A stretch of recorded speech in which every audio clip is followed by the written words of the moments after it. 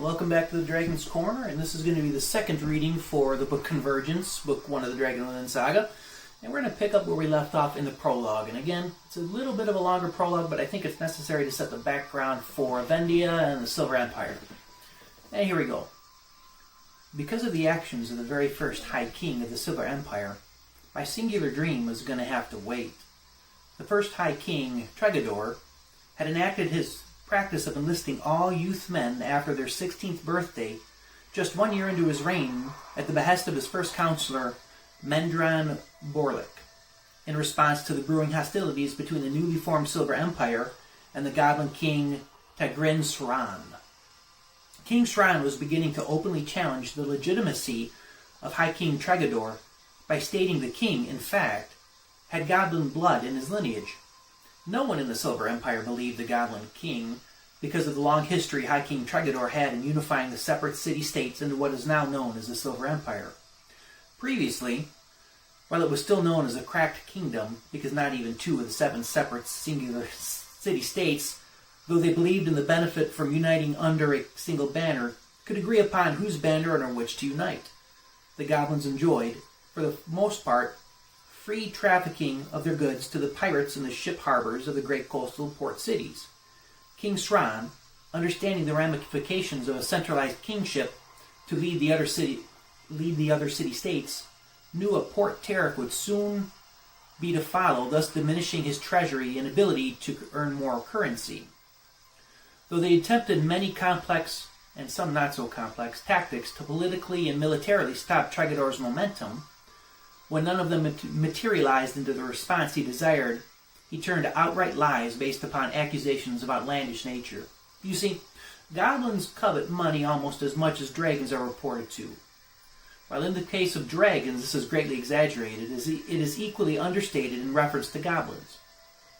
Because of their small stature compared to their other cousins, the orcs, and smaller still when compared to their other cousins, the ogres and trolls, goblins believe that the only way they can promote themselves in value is to own more assets than any of the others.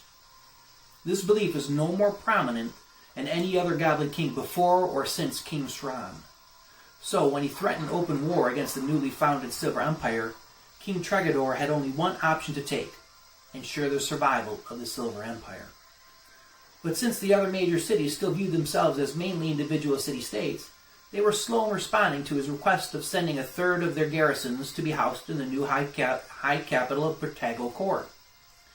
Because he was facing a foe he was unable to defeat with his current army, High King Tregador did what he had to do. He instituted a mandated service law in the Silver Legion, as he would later name it. This policy resulted in a huge increase in the military strength.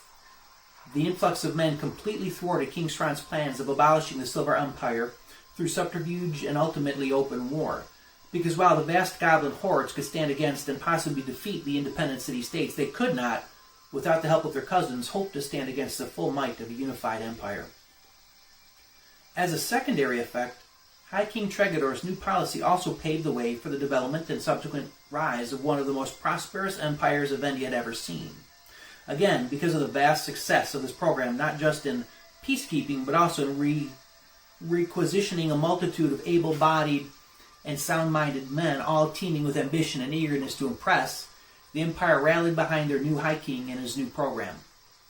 Things previously left undone and unaccounted for by the individual city-states that filtered down into the local landowning lords were now being accomplished. Things cannot be completed unless there is a will to complete them and bodies through which this will can be exercised. And because of High King Tregador's new policy, the Silver Empire had vast amounts of both. But the continuation of this program beyond the first year happened quite by accident and with no intention exercised in the capital of Prologue Court. It just arose. Roughly a year after the first silver selection, it was not named such until after High King Tregador had passed from life, streams of young, able-bodied men started arriving at the capital. At first, only a few entered the gates, but as the weeks passed, more and more came from all corners of the empire. And each traveler was expecting to be placed into areas of service based on their strengths and weaknesses and influenced by their desires. What began as an act of necessity that likely would have never manifested had it not been for the gold-driven King Sran, was turning into a solidified identity for an empire still in its infancy. When there were more young men amassed in the city than could be adequately housed or provided for, things took a turn for the worse. Because there was no structured organization, and hence no placement for these young men to materialize their hopes, they turned to what we all turn to, our vices, to occupy our time. You see, one of the truths of humanity is that we need to be productive and driven by a sense of belonging to a greatness beyond ourselves in order to become and do more than our own mortal schemes would dictate.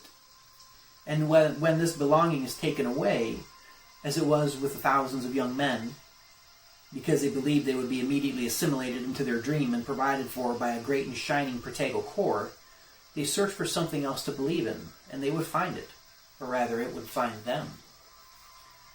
I've often heard it said, once again by men much wiser than myself, that the eyes are the windows to the soul. But when focused with purpose and a willful intent upon God, the soul solidifies and is reflected outward through the eyes and remains unaffected by things trying to shine within. Therefore, I find it much more appropriate to state that the eyes are the light of the soul. However, if unfocused on God, as it was with the dejected young men of the first silver selection, things seen from without gain entrance and can change the soul. Which is why it should have come to no surprise to anyone when the young men began to covet those vices they saw indulged in by the working men of the city. But therein grew the dilemma of satisfying their growing distractions. They were without the normal means of acquisition. Whether it was gambling, drinking, prostitution, or even more unsavory sights, they all required money. Money they didn't have in hand, and money they had no means of earning. Even the most spiritually centered man must guard himself vehemently against distracting temptations, let alone young men with no guidance whatsoever, coupled with an abundant supply of energy. So it began as simple random break-ins and street thievery as the first signs of a developing problem rapidly cascaded into much more than a minuscule increase of petty crimes. Even so, it wasn't until the gangs developed and organized crime began that the people demanded action. Protego Core, by all standards, a huge city, probably the largest in all the land.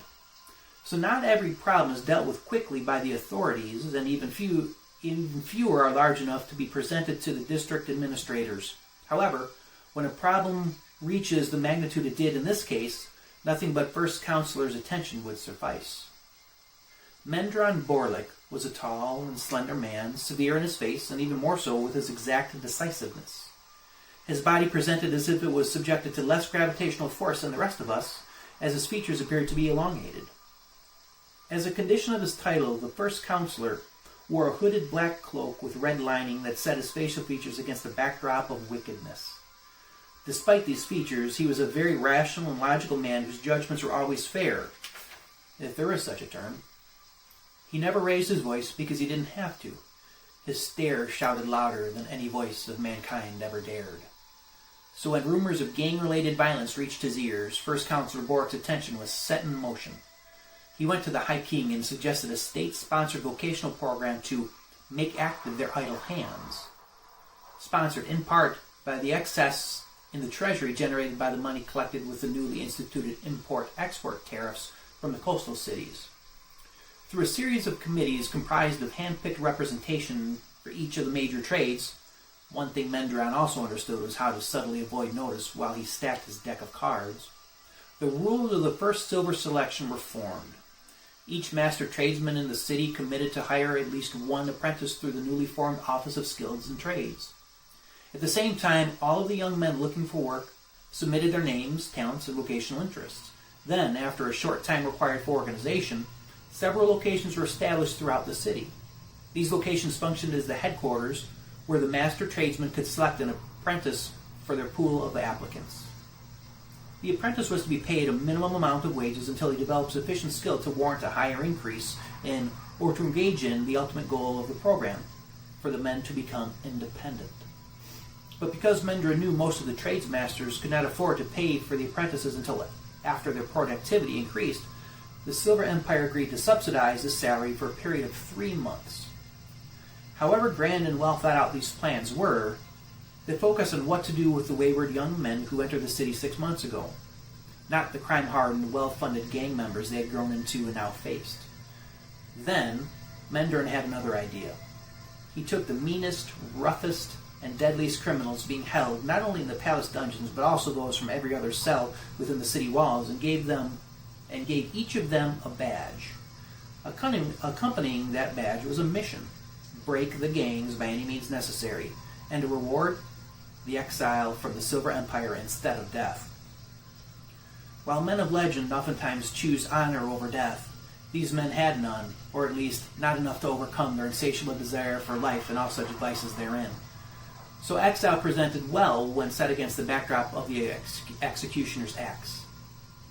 The Grim Guard, as they came to be known, a name coined by Mendorin himself, embraced their charge with a poetic fervor as described by the greatest of battles and the greatest of poems by the greatest of poets.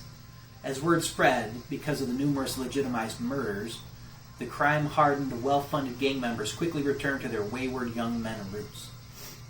Once the gangs were largely dismantled, the agreed-upon plans were put to the test.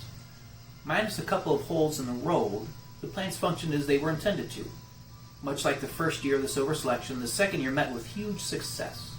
So much so that its continuation for years upon years to come developed into not just a program, but an entire festival celebrating the purpose and prosperity of an empire solidified under a common goal: the goal of self-empowerment. This single collective endeavor was the basis for vaulting the Silver Empire into a level of greatness far exceeding its age, and is singularly responsible for my propulsion into a world I neither wanted nor was ready for, but became eternally grateful for because it led me to him. And that concludes the second reading and also concludes the prologue. Make sure you tune in next time for when we start Chapter 1, Gynoth Festival. Thank you once again, and I hope you enjoyed your time, and never forget to release your dragon within.